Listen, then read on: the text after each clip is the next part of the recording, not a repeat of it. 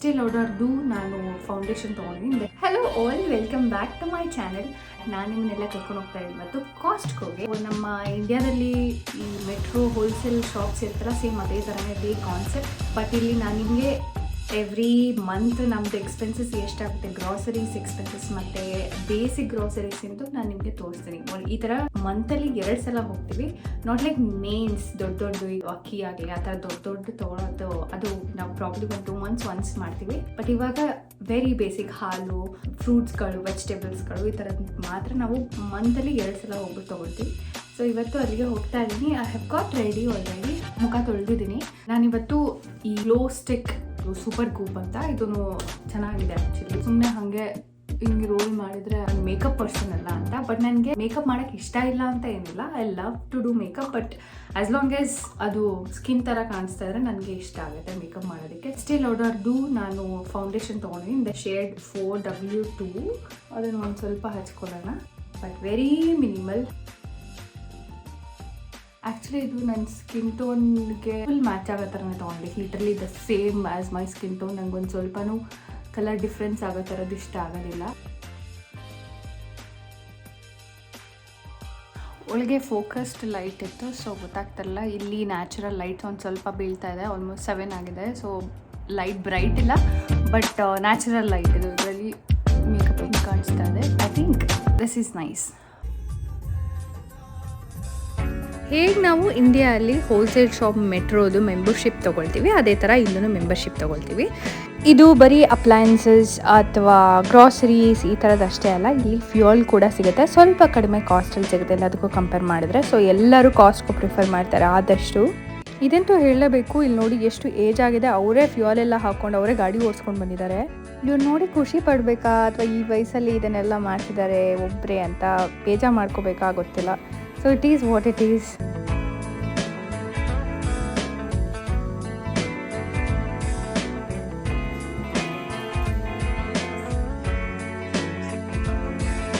All right, ಬನ್ನಿ ಒಳಗಡೆ ಕರ್ಕೊಂಡು ಹೋಗ್ತೀನಿ.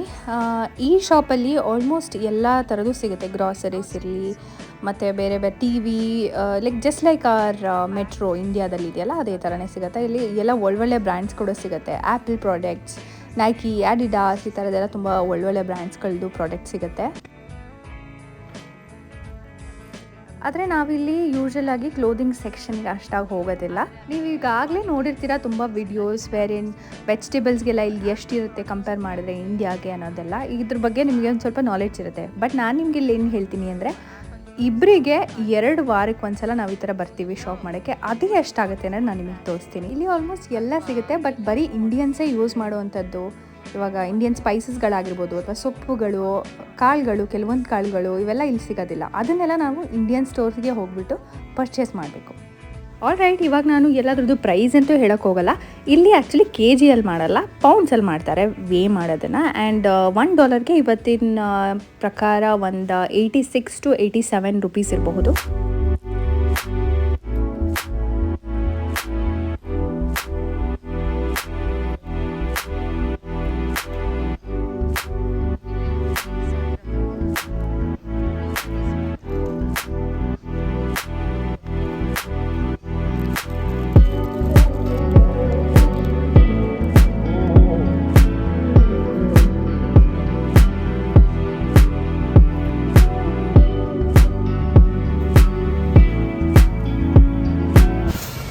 ಇದು ಎಂತೂ ಮ್ಯಾಂಡೇಟ್ರಿ ಬರೋತ್ತಿಗೆ.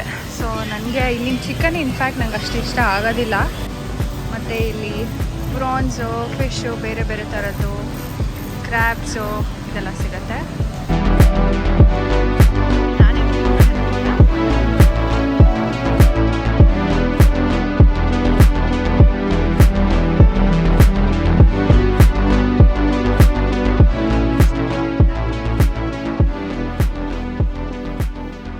ಫ್ಲವರ್ಸ್ ಸಿಗುತ್ತೆ ಇಲ್ಲಿ. ಮುಖ್ಯ ಥರ ನಮ್ಮ ದೇವ್ರಿಗೆ ಮುಡಿಸ್ಬೇಕಂದ್ರೆ ಈ ಥರದೇ ತೊಗೋಬೇಕು. $15, $16, $24. ನಾನು ಯೂಶ್ವಲಿ ಸೆಟ್-ಆಪಲ್ಲಿ ಪ್ರಾಡಕ್ಟ್ ಯೂಸ್ ಮಾಡಿದೆ ಅಲ್ವಾ, ನಾನು ಇಲ್ಲಿನೇ ತೊಗೊಳೋದು. ಯಾಕೆಂದರೆ 2ಕ್ಕೆ ಒಳ್ಳೆ ಡೀಲಲ್ಲಿ ಸಿಗುತ್ತೆ ನನಗೆ ಇಲ್ಲಿ.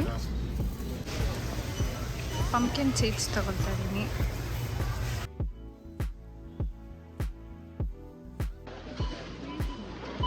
ಸೊ ಟೆಕ್ನಿಕಲಿ ಇಷ್ಟು ಸಾಮಾನಿಗೆ ನಾವು ಪೇ ಮಾಡಿದ್ದೀವಿ 167.